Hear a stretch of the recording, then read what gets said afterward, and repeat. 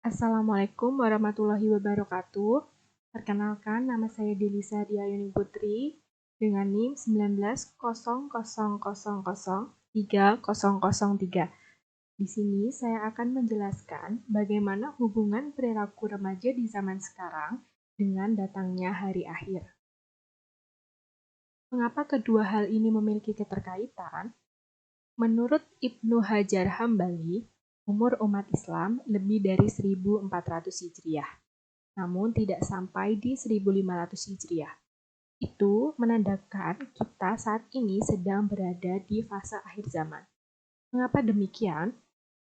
Seperti yang disebutkan Rasulullah SAW tentang tanda-tanda kiamat kepada para sahabatnya, beliau bersabda bahwa di antara tanda-tanda kiamat adalah diangkatnya ilmu, menyebarnya kebodohan, maraknya minuman keras, dan zina yang dilakukan secara terang-terangan. Hadis ini diriwayatkan oleh hadis Bukhari. Salah satu hal yang sudah nampak jelas terlihat di masa sekarang ini adalah perbuatan zina yang memang sudah dilakukan secara terang-terangan, bahkan menjadi sebuah bahan yang pantas untuk dipamerkan. Hal ini sedikit banyak dipengaruhi oleh perkembangan iptek dan juga kurangnya penanaman moral pada anak. Kurangnya penanaman moral pada anak dapat membuat anak bisa melakukan sesuatu yang tidak wajar secara sadar dan tanpa rasa malu untuk melakukannya. Salah satu contohnya adalah dengan melakukan perbuatan zina yang dilakukan secara terang-terangan. Apa dalil larangan berzina? Dalam Quran Surat Al-Isra ayat 32 dijelaskan bahwa Bismillahirrahmanirrahim. Wala taqrabuz zina innahu kana fahisyatan wa sa'a sabila.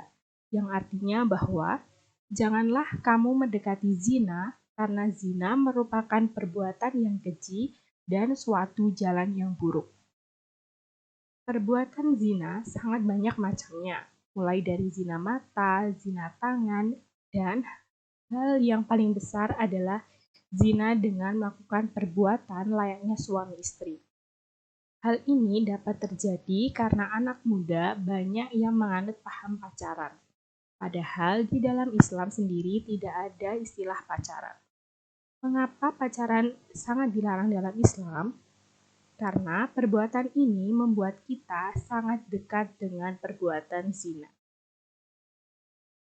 Apa itu berkhalwat? Pacaran tentu tidak dapat dilepaskan dari perbuatan berkhalwat. Berkhalwat adalah perbuatan yang dilakukan dua manusia mukhalaf atau yang sudah balik yang berlainan jenis pada tempat yang sunyi. Hal ini tentu saja dapat menimbulkan hal-hal yang tidak diinginkan. Di zaman sekarang ini, perbuatan zina sudah dianggap sebagai suatu hal yang biasa. Bahkan di kota-kota besar, hal tersebut sudah dianggap sebagai suatu kebiasaan yang lumrah dilakukan oleh anak muda. Hal ini tentu saja sangat mengkhawatirkan, karena perbuatan zina sangat memiliki dampak yang buruk bagi suatu individu, baik di dunia maupun di akhirat. Dampak zina di kehidupan dunia. Yang pertama yaitu zina dapat merusak nasab. Hal ini dapat terjadi karena seseorang akan menjadi ragu terhadap nasab anaknya sendiri. Apakah anak yang lahir itu dari keturunannya atau hasil dari perzinaan. Yang kedua yaitu zina dapat menghancurkan kehormatan dan harga diri orang lain.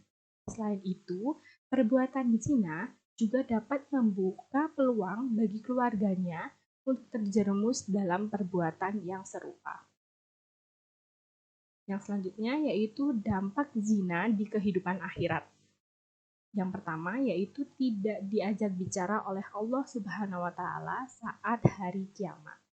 Dan manusia pezina akan kekal di dalam neraka. Perkataan ini diperkuat oleh hadis berikut ini.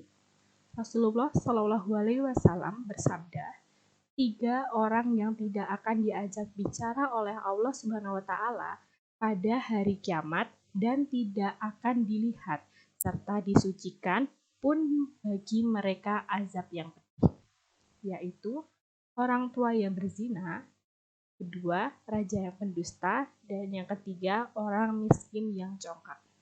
Hadis ini diriwayatkan oleh Muslim An-Nasa'i dan Abdu Madah dari Abu Hurairah.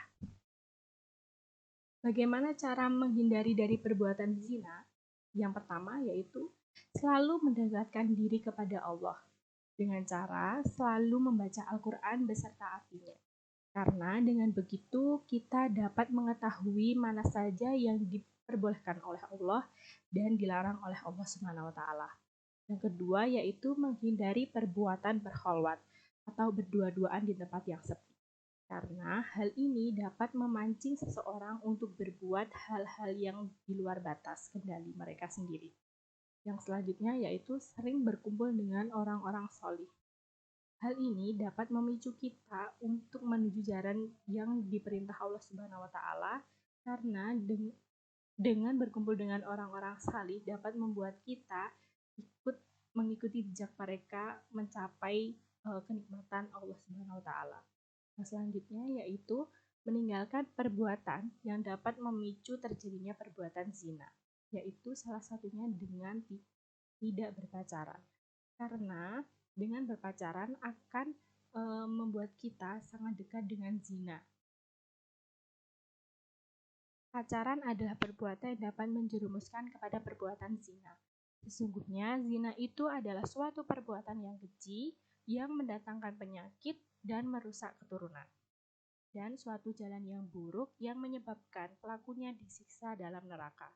Oleh karena itu, kita harus menghindari perbuatan zina agar kelak kita tidak merugi akibat amal pahala kita yang terus berkurang akibat dari perbuatan zina. Sekian dari saya. Wassalamualaikum warahmatullahi wabarakatuh.